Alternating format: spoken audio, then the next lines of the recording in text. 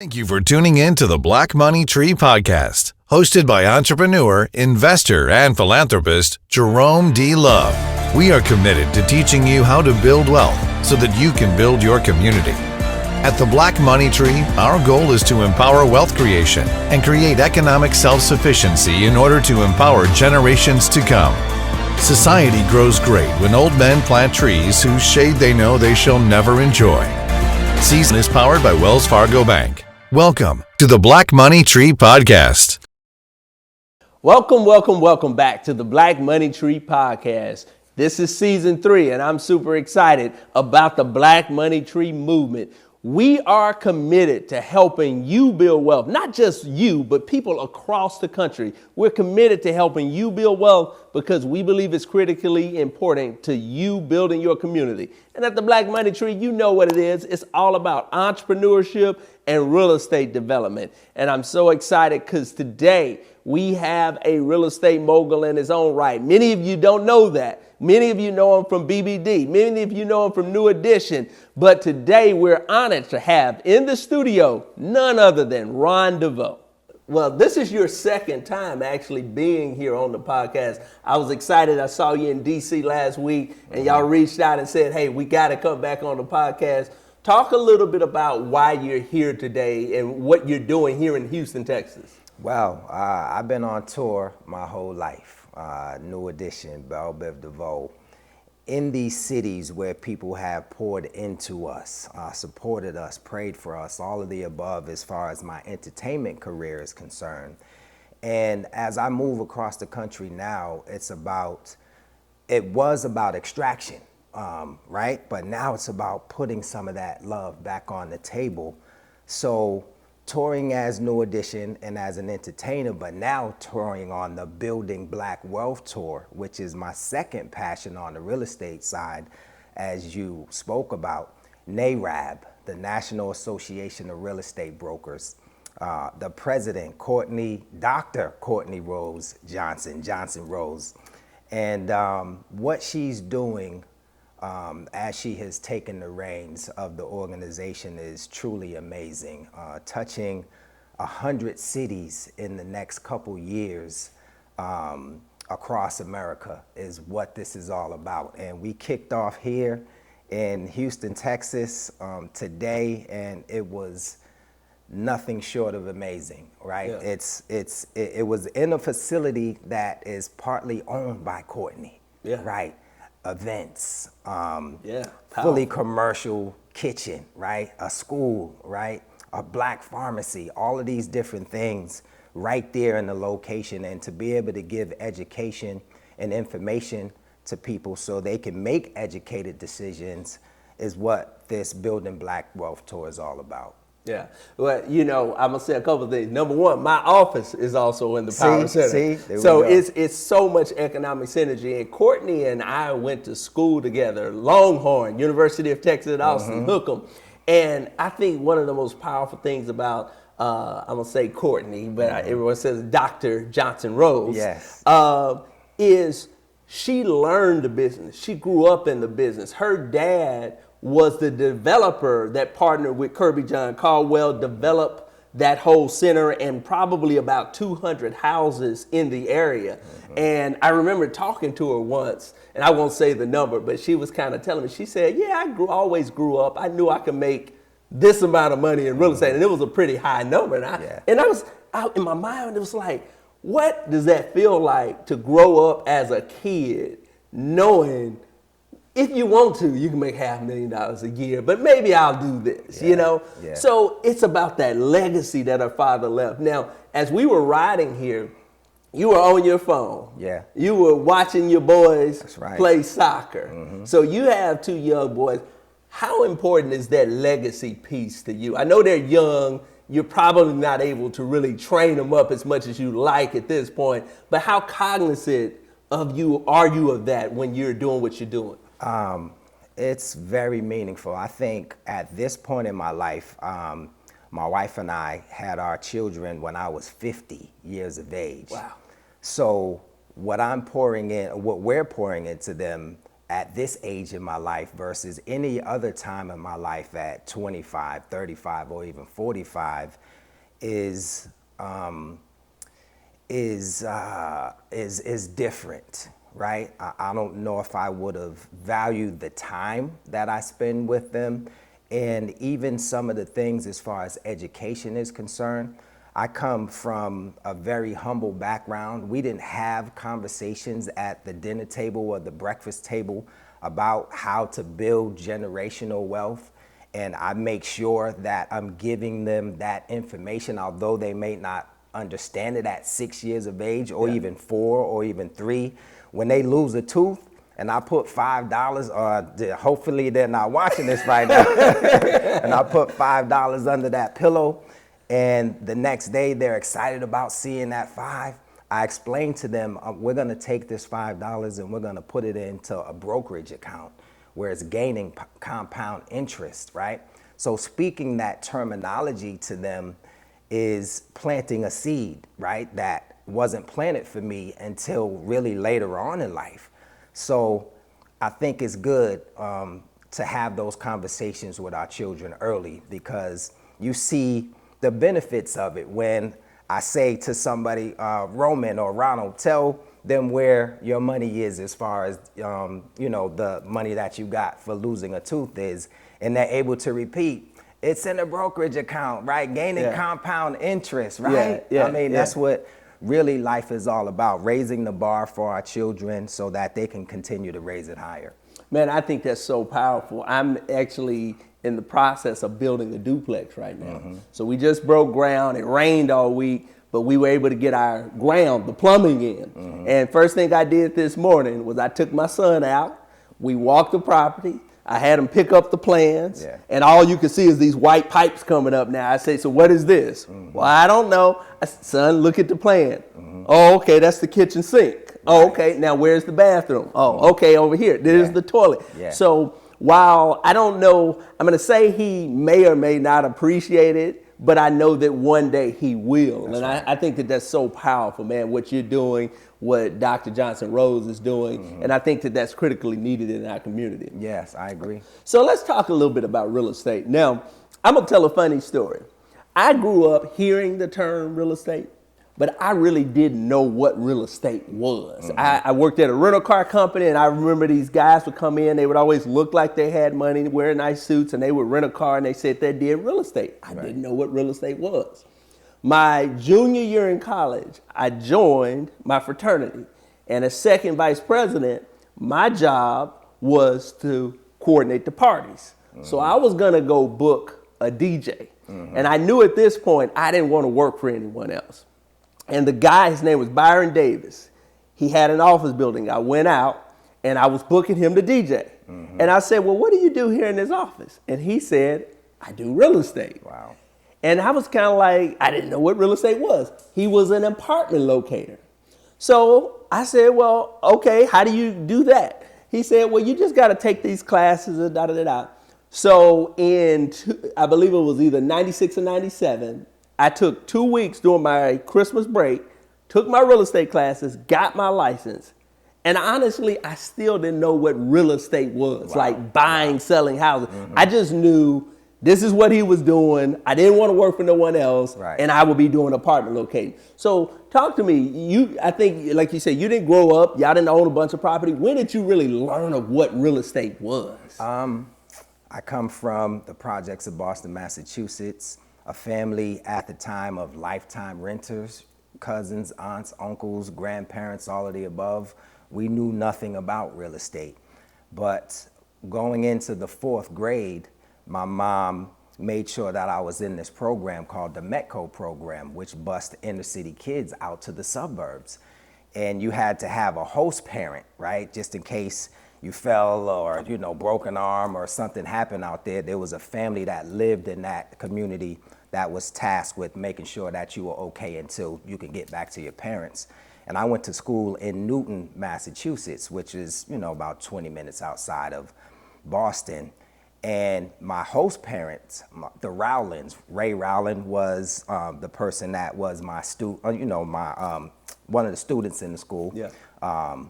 But the Rowlands, I would go to their home on the weekends every now and then and stay with them. And to see that they have this 3-story home, right, with an attic up above that, with the garage.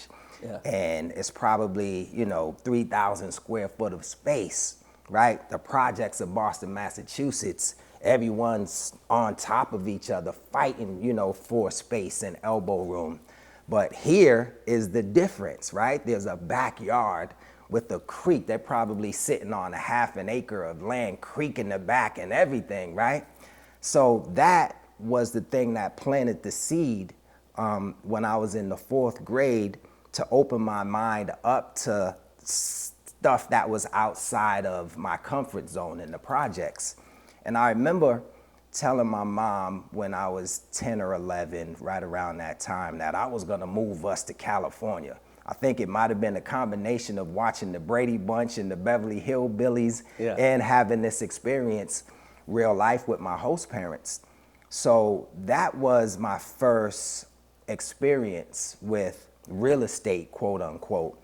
And that's the thing that really opened the door for me. And it wasn't until we began to start to make money as New Edition in 1983 that finally I was embarking on the process of getting enough money to, put the down payment on and the closing cost and all of the above. But that seed that was planted as a 10 or 11 year old and speaking it into existence with my mom, I'm moving us to California at some point. Wow. I didn't know how it was gonna get done, but God blessed me with the situation as far as New Edition is concerned. And in 1987, I was a part of being able to purchase my mom a house, right? And as far as I knew, that was the first of its kind in my whole family.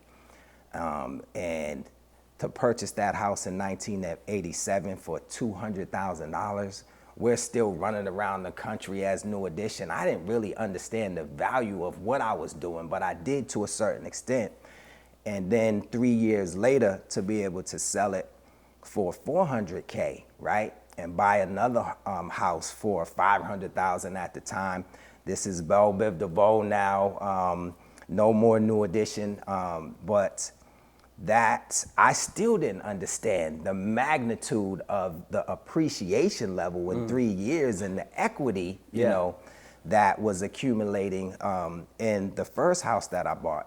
But that was the start of my real estate journey. Yeah. You know, you jumped ahead a little bit on me. My next question I was thinking as you were talking, I was gonna ask you, when did you start to recognize the value of real estate? I tell you my story again. I bought my first, I was like most people, just renting. I'm a college student. And I went to my church and my pastor said, everybody talks about getting rich, but I'm gonna give you a quick tip. Stop renting and start owning. I never really thought about buying real estate. Right.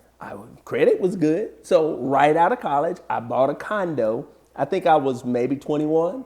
And a year later, I bought it for $70,000. A year later, it was $92,000. So now I'm rich. I got $20,000 in my pocket. That's I took that, bought a duplex, and then a year after that, sold it for $30,000 more. I'm like, man, I'm on top of the world. And that's for me was when I started realizing those are the beginning stages of kind of understanding the power of equity. Now, truth be told, .com burst. I took that money, bought a fourplex in Killeen. Iraq war, half the population. Killeen is where the largest army base in the country is, Fort Hood.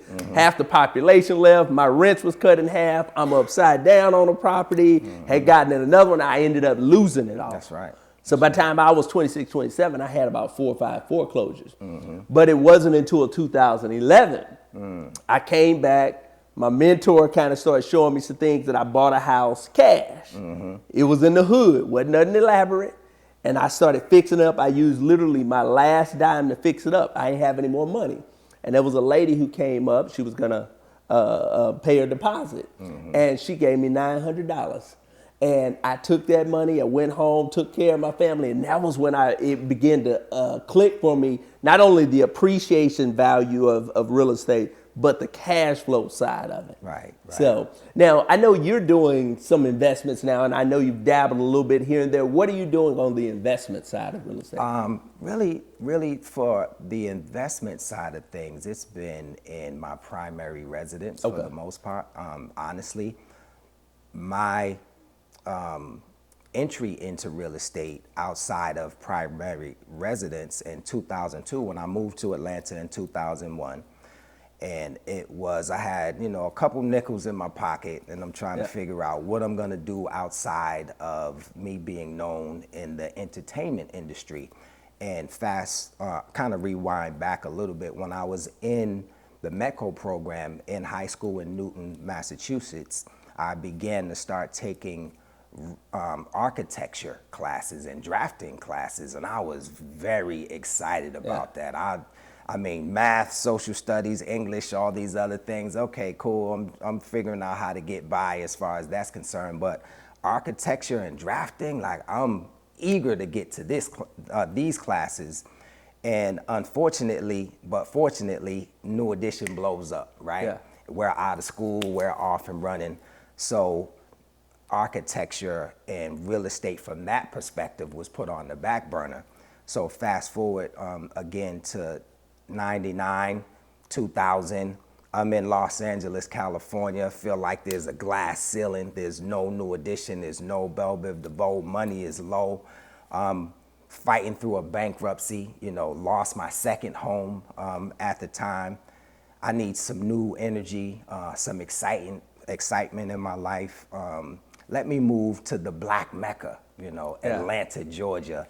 The money that I make on the entertainment side goes a lot further in Atlanta than it did in Los Angeles, California, as far as the cost of living is concerned.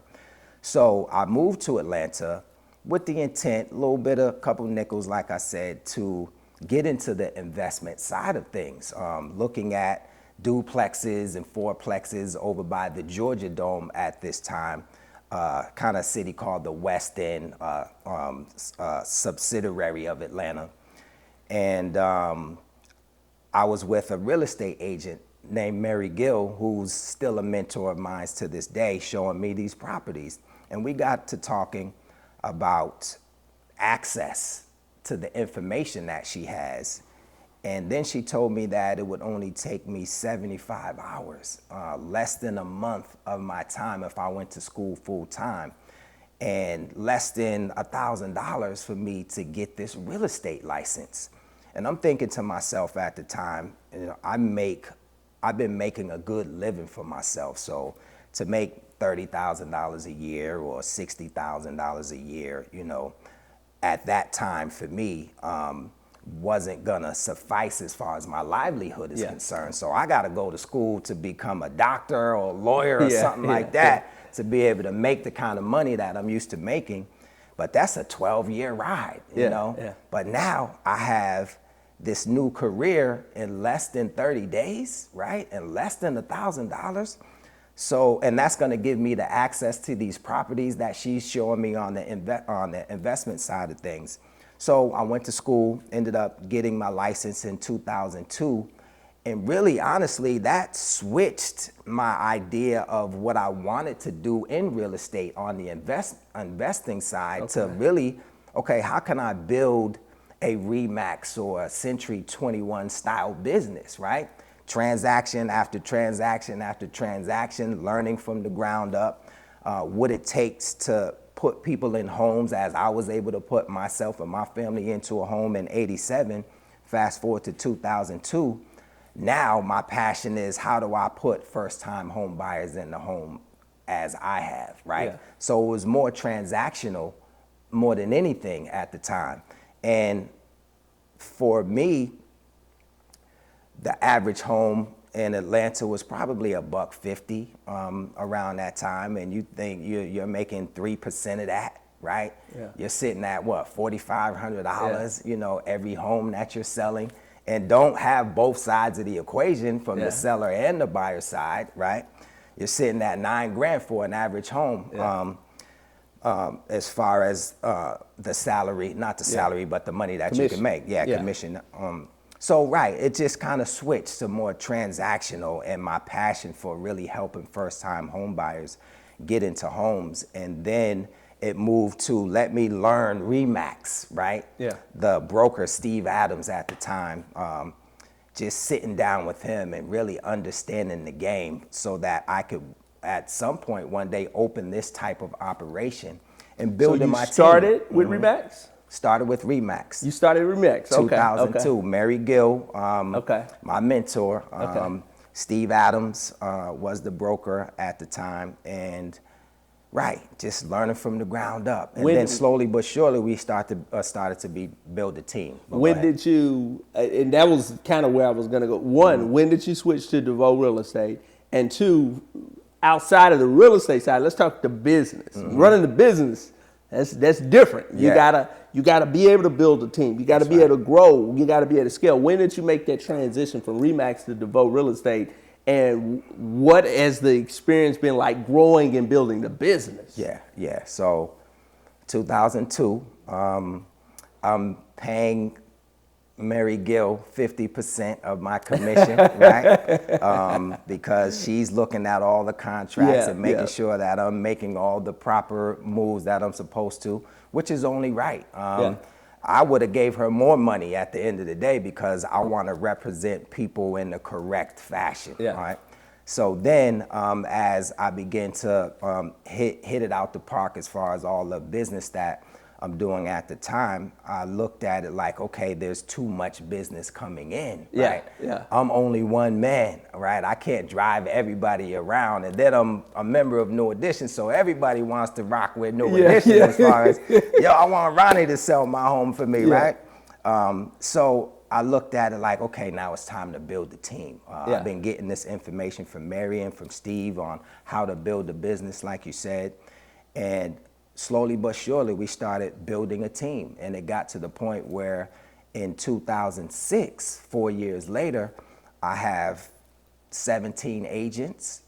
And now it's time to embark on this idea of setting this franchise up, one entity at a time. So I wanted Mary to come with me, but she was the type of individual that really didn't want to micromanage a bunch of different personalities. So she ended up staying at RE/MAX, but there was enough experience on the team for me to just take the blueprint that I established under RE/MAX and just, set off and establish an entity called DeVoe Broker Associates in 2006. And we built that from 2006 at a point where real estate was just blasting off right before the crash at the end of 2007 and 08. From the 17 agents that I had up until 100 agents. Yes, 100 agents. I merged with a buddy of mine named Shaw Pryor that was doing commercial real estate. And he had 17 agents himself. So we put this thing together. It was DeVoe Real Estate and RECG. And we were looking at establishing that blueprint not only in Atlanta, but in Virginia, right? And in Alabama and North Carolina, surrounding states, and then pushing it across the country. And then all of a sudden, the SHIT hits the fan in 2008. What I hear in a lot of what you're talking about is value, kind of knowing your value. I had a similar experience. I got my license 97. I was working with the broker, the apartment locator. I graduated in 99, and I realized I was making $18,000, $20,000 in a summer doing apartment locate. Now I needed something more consistent, so I went with Prudential. When I moved here in 2003, I started thinking about, well, what am I really gonna do? And I felt like I needed that Prudential brand in order to generate me money. And I had a lady came to me from Century 21. She said, no, I can help you, I can do this. And they had a 100% package, but you had to pay a desk fee. So I was ready to go there, and I went to Prudential and I said, listen, I appreciate everything y'all done, but I'm going to Century 21. At the time I was on a 60-40.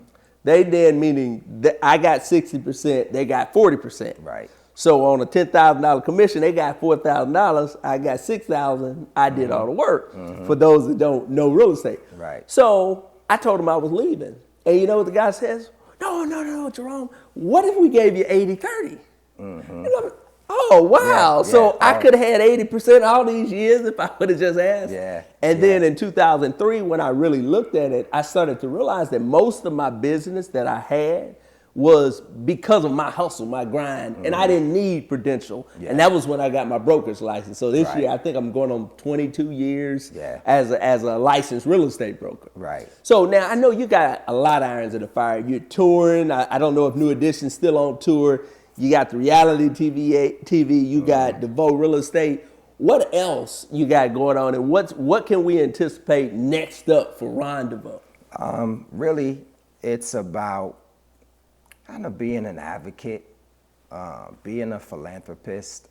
I feel like gifts and talents should really lead to your ultimate purpose, and to be able to do something that I love to do in 2 industries has been amazing.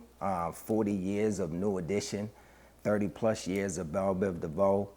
What are we in now? 21 years on the real estate side of things. So I've been truly blessed to really have finances in my back pocket, relationships in my back pocket, influence, in my front pocket. And how do I use that to really greater impact the community? We're sitting in a situation where we're the least of them, right? And it's always been like that since we were really taken from Africa, and brought here to America. And when you look at the wealth gap and where things were, let's say at the height of segregation, right? When we had more of our own, more black businesses, more black banks, more black hospitals. I was looking at a stat. My wife is in medical school now, and she was talking about getting a job, right? And I was thinking to myself, well, why get a job? Well, we could probably open our own hospital or something like that. So we're doing research, and we see that, there was 500 black-owned hospitals, right, in the 60s. How many hospitals are owned by black people now, do you think? Oh, man. There's one. One, really? Yes, from 500 to 1. Right, so when you think about the gap and some of the obstacles that sit in our way, intentionally, right? How do I use my influence and my resources to really kind of break some of that stuff that's happening? How do I use my access to individuals such as yourself and your knowledge and information to be able to pass that on so that we can make more educated decisions about the moves that we're making moving forward? So this Building Black Wealth Tour is huge for me, and making sure that we visit these communities across America and give people what it is that they need and push some of those barriers out of the way. And slowly but surely, instead of one transaction at a time, which is what I was doing early on in my real estate career, now with people such as yourself and Courtney Johnson Rose and some of the other partnerships and relationships that I've been building, moving into the development side is where things are at for me, right? I still have a passion in entertainment. I still have a passion for the first-time home buyer, but how do I scale up and make a difference on a greater level? And I feel like looking at people like Don Peoples and his corporation and so many others that are really pushing through, but there's not enough of us.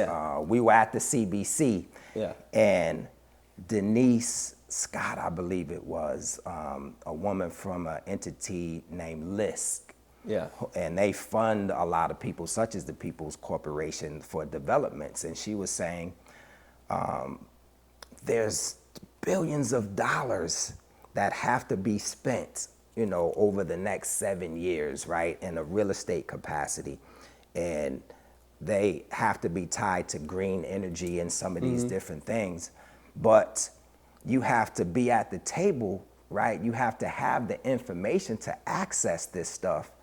And for me, how do we get that information out there so more of us that are looking to step into the development space can really have a seat at the table and begin to make a difference on a greater scale? So development is definitely in my future as far as getting the information and the education about doing it that way and connecting to the money that's out there to make sure that we can make a greater difference moving forward. You know, I met with a vice president of a bank a week ago, and he told me straight up, he said, Jerome, sustainability. Mm-hmm. He said, I was in a meeting, this is a major global bank. He said, our CEO interrupted the whole meeting and said, forget everything you're doing. We have a $2.7 trillion initiative over the next 20 years in that green area, sustainability. Yeah. So he was kind of talking to me from one point as the real estate developer, but also as the guy with Black Expo and then the business opportunity. Mm-hmm. So we're looking at integrating some of that stuff into what we're doing with Black Expo as well. Yeah. Last question I'll have for you. You talked about Black Money Tree, and in my book I talk about the three ways, the three keys to building wealth.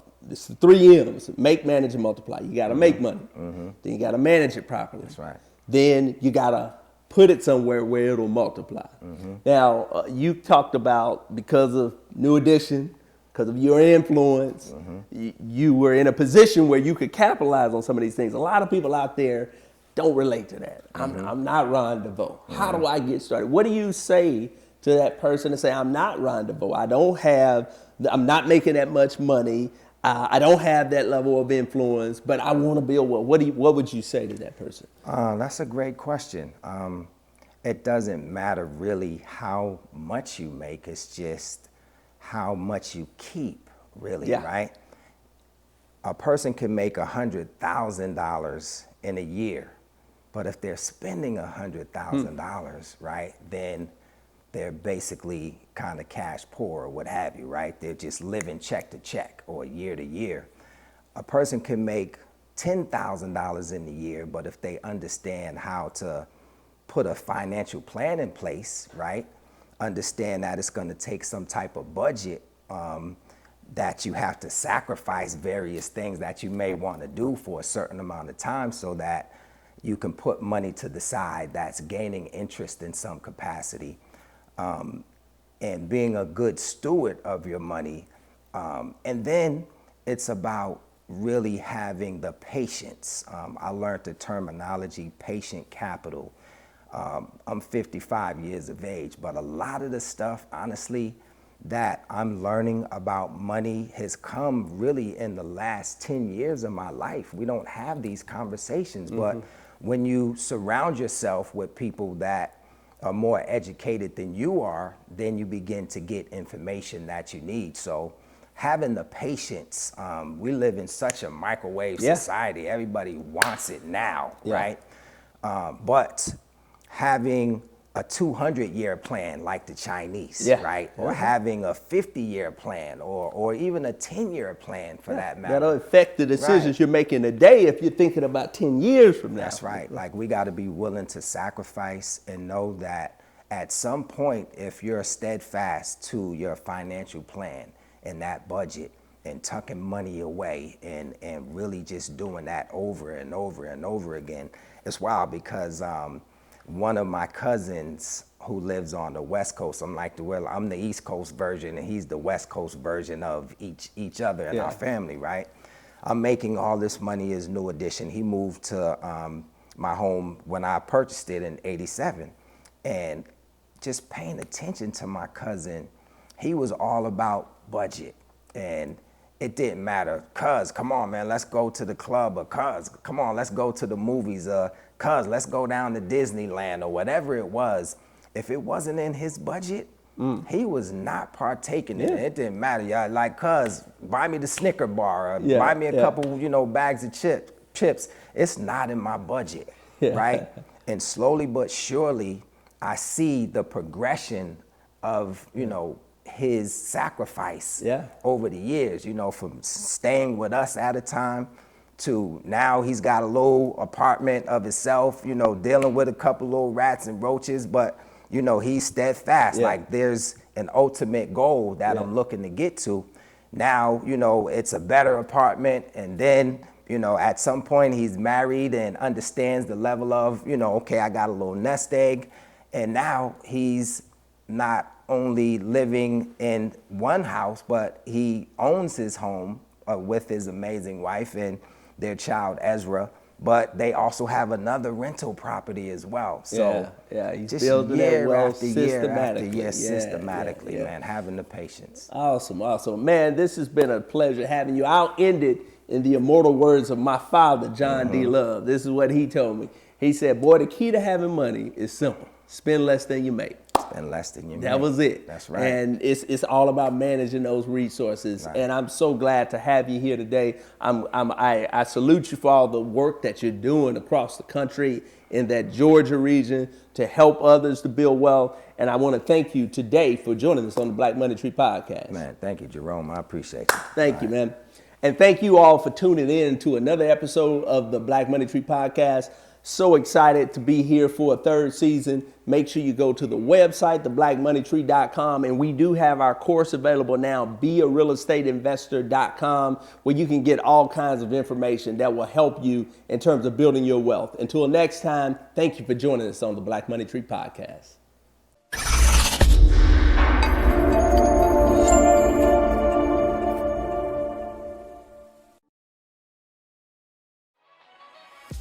Thank you so much for tuning in to the Black Money Tree podcast. Don't forget to like and share this video. And if you want more content like this, follow us on Instagram, Facebook, and Twitter. We'll see you next time.